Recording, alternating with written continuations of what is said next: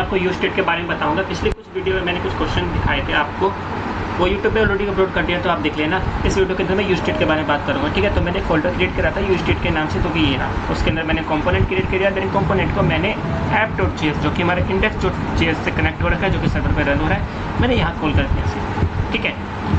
पर ये अभी नहीं चलेगा, रीज़न क्योंकि मैंने उस पर कुछ लिखा ही नहीं है। तो मैं डिफ़ॉल्ट जो कोड होता है RFC के नाम से जो आ जाता है, फंक्शन को एक्सपोर्ट करता है, वो मैंने लिख लिया। रिफ्रेश कर दो तो ये भी चली जाएगी, ठीक है। अब मैं काम करता हूँ, मुझे आपको यूज स्टेट के बारे में बताना है। तो मैं चाहूँगा कि जैसे ही मैं किसी एक सिंपल से एग्जाम्पल से कहूँ, तो जो नॉर्मली सिंपल एग्जाम्पल लेते हैं, जो ईजी डाटा समझने के लिए, कि बटन पे क्लिक हो, ये डोम अपडेट हो जाए। मतलब जितनी बार बटन पे क्लिक हो उतनी बार ये आपको दिखे कितनी बार बटन पे क्लिक हुआ है यहाँ पर, ठीक है। तो मैं यहाँ पर एक बटन भी ले लेता हूँ।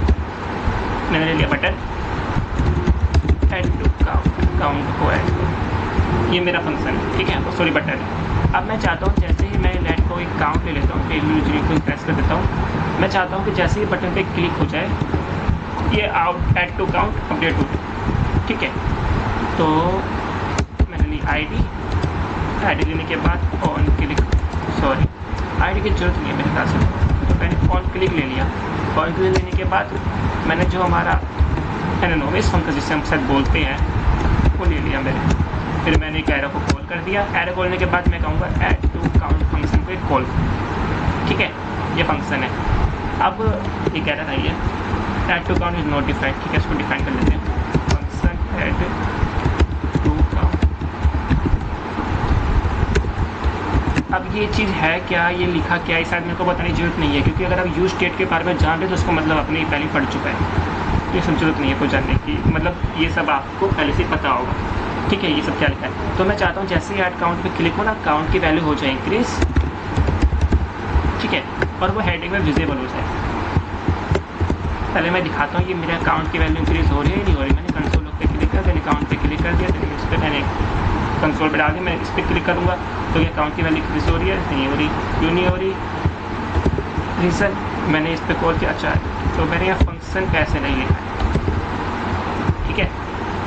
तो मैंने इसको कॉल किया ऐसे ऐसे ऐसे। इसका दूसरा तरीका भी होता है ना कॉल करने का, वो क्या था, मैंने इस पर ऐसे क्लिक किया, मैंने इसको ऐसे क्लिक किया, यानी ये फिर मैंने रिफ्रेश कर दिया, फिर मैंने इसको ऐसे कर दिया, तो भी ये कॉल हो रहा है।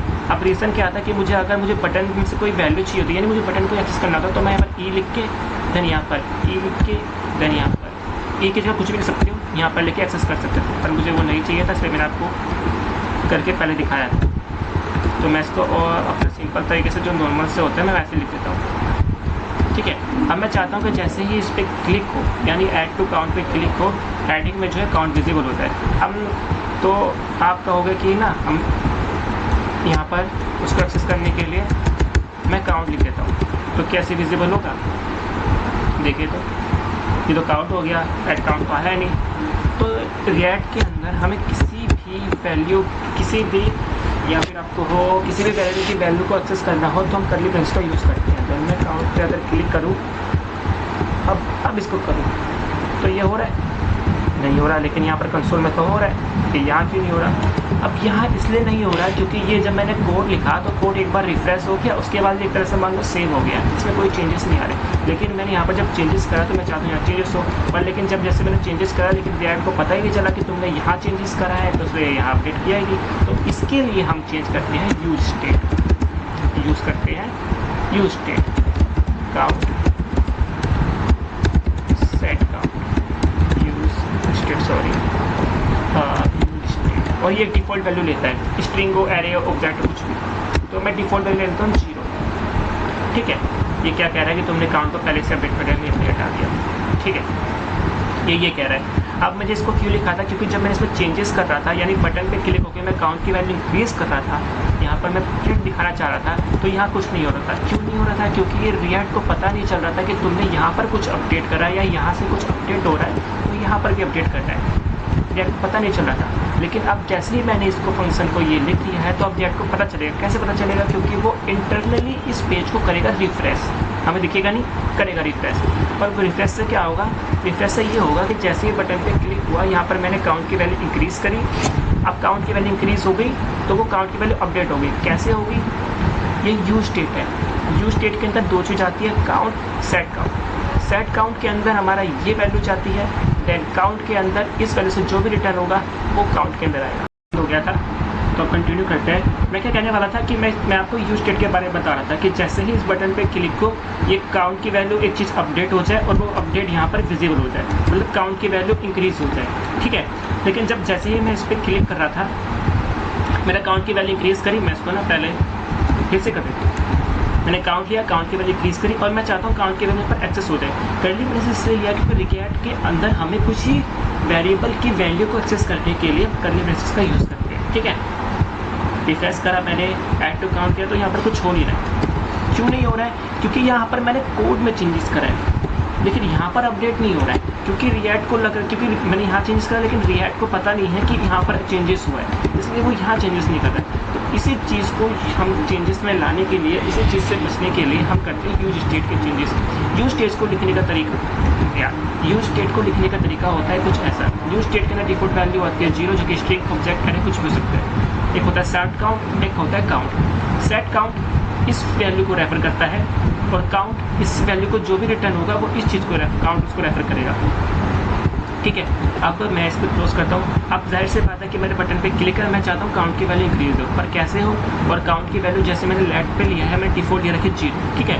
तो इसलिए मैंने मुझे इस वैल्यू को भी मुझे कुछ वैल्यू देनी पड़ेगी, डिफॉल्ट वैल्यू जो कि इस वैल्यू से मिलेगी। यानी सेट काउंट में अगर मैं यहाँ पर 0 डालता हूँ या मैं यूज स्टेट को ऐसे लिखता हूँ तो ऑटोमेटिकली डिफॉल्ट वैल्यू इसकी हो जाएगी, ठीक है। अब मैं चाहता हूँ कि जैसे बटन पे क्लिक को काउंट की वैल्यू इंक्रीज हो, और वैल्यू कैसे इंक्रीज होगी? जब ये फंक्शन कुछ रिटर्न करेगा। अब ये रिटर्न कैसे करेगा? जब इस फंक्शन में तुम चेंजेस करेंगे। तो इस फंक्शन में चेंज कैसे करेंगे? हम इस फंक्शन को यहाँ कॉल करेंगे। सेट काउंट होता है, मैं एरर फंक्शन का यूज़ नहीं करना समझाने के लिए, इजी वे फंक्शन, ठीक है। अब ये क्या है कि यहाँ पर ना 0 है, ठीक है।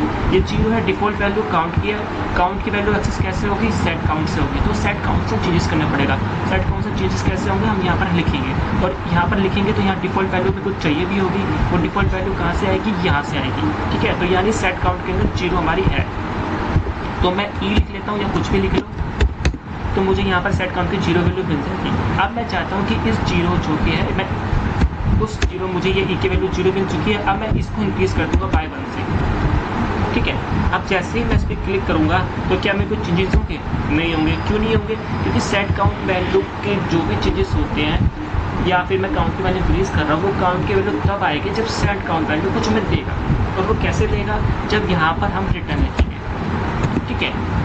एक बार फिर से समझो, यूज स्टेट के अंदर डिफॉल्ट वैल्यू जो भी होती है वो सेट काउंट की होती है, और सेट काउंट के अंदर जो भी चेंजेस होते हैं वो हम काउंट के थ्रू एक्सेस करते हैं। कैसे एक्सेस करते हैं? जब सेट काउंट कोई भी चेंजेस होते हैं, ये कुछ रिटर्न करेगा जो काउंट के अंदर जाएगा, और काउंट से हम वैल्यू लेंगे। और वो रिटर्न कैसे जाएगा? जब हम यहाँ पर रिटर्न लिखेंगे। वो भी हमने कोड करा, रिटर्न करा, देन काउंट के अंदर गया। डिफ़ॉल्ट वैल्यू सेट काउंट के अंदर आई, मैंने ई लिखा, ई में कोई चेंजेस करा जो कि काउंट की वैल्यू है, यानी 0 है। 0 को मैंने 1 प्लस करके 1 कर दिया, रिटर्न कर दिया, देन काउंट पे चला गया, ठीक है। अब मैं इसको करूँगा तो क्या मुझे वैल्यू मिलेगी? देखते हैं। मैंने करा प्लस, तो अब ये हो रहा है, ठीक है। रिफ्रेश करा, फिर से करा, फिर से हुआ, ठीक है। तो ये कैसे हुआ? फिर से सुन लो, बटन पे क्लिक करा, यूज स्टेट पे मैंने कॉल करा। यूज स्टेट क्या हो रहा है कि पीछे से मुझे ये रिएक्ट के अंदर ये मुझे या ये रिएक्ट को बता रहा है कि यहाँ चेंजेस हो गया है, तुम भी वैल्यू को अपडेट कर लो।